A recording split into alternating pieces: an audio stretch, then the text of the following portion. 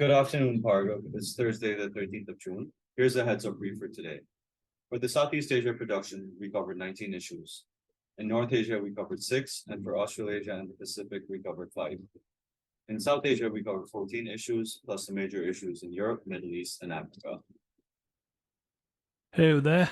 Thank you. Can we move on to the major issues of the day? Yeah. In Indonesia, the Minister for Law and Human Rights said that the government is formulating a golden visa initiative that will be finalized by the end of this month.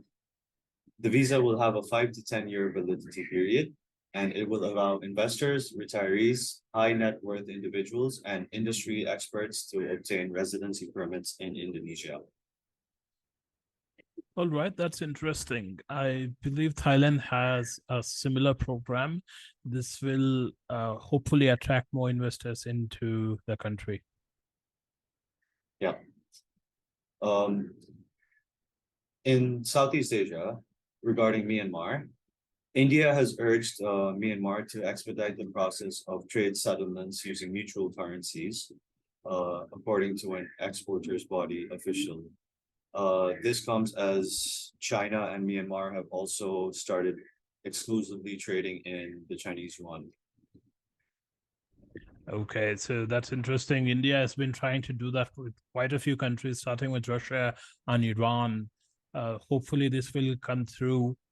The volume of trade with Myanmar may not be as big as Russia or Iran, but this will be quite beneficial for Indian economy. Right. And also regarding Myanmar, the military government issued an order to shut down all privately operated oil wells in the central Magwe region. Workers claim that the order was due to concerns that tax revenues from operations have been used to fund the resistance people defense force groups. All right. And lastly, in Thailand, nearly 100 pro-monarchy supporters held a demonstration outside Parliament in Bangkok yesterday. They were urging senators to vote against political parties with anti-monarchy agendas. This is part. This is as we are seeing increasing polarization in Thailand with pro-monarchy and pro-establishment groups getting increasingly vocal and mobilizing against the Move Forward Party and the election results. Yes, I would expect similar mobilizations going further, and they have done this before as well when Pheu Thai Party was in power back in Thaksin period. So we'll have to watch this closely there and update our clients periodically. Yep, will do. Moving over to South Asia, violence continued in Manipur yesterday. A person from the Kuki community was killed following a shooting incident, and 8 people were injured in another incident in an exchange of fire in the border areas of Manipur. This is even after the Home Minister has come to visit to say that the situation is now safe. Yes, the Home Minister will always say things are safe and everything is stable. However, we need to remember that these are tribal communities with age-old rivalries with their with other tribal communities in the region. Now, there's a big question mark about whether to call the community in question, that is Meiteis, tribal, because they get offended with that. However, it is critical that the central government understands such skirmishes and tensions will remain in the short to medium term unless they actually clamp down hard on such violence. At the moment, there seems to be quite a bit of politicking going on between the security forces, the state government, and the central government. So we'll have to keep a close eye on how things evolve in the short to medium term.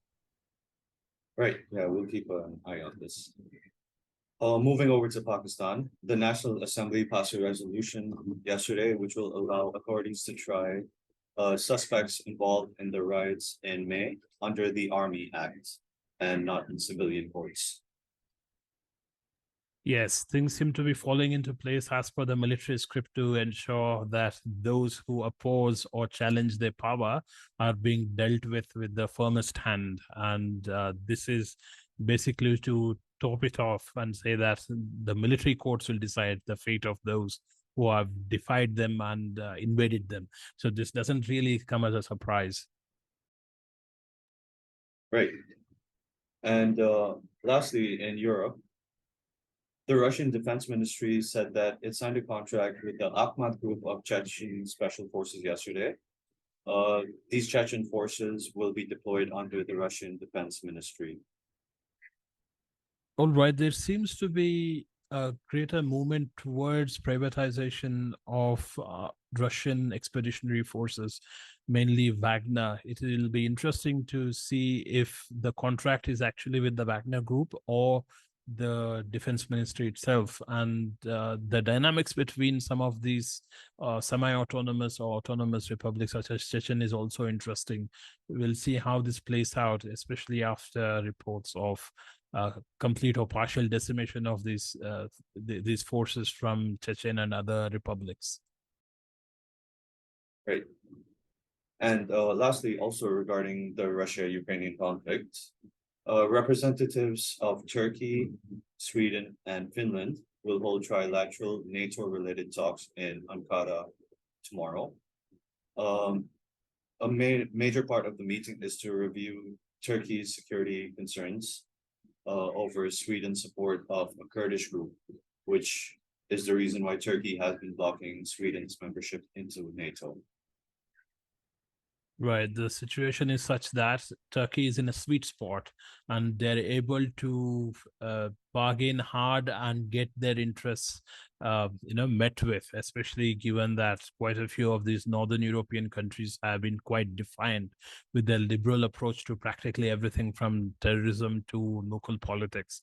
So now that Turkey is calling the shots, or holding the shots rather, so they will have to come down from their high horse and please the Sultan in the middle. So I would expect that Turkey will give in to some of these requests, given that it'll have a greater bargaining chip, or it'll prolong such a decision. Right.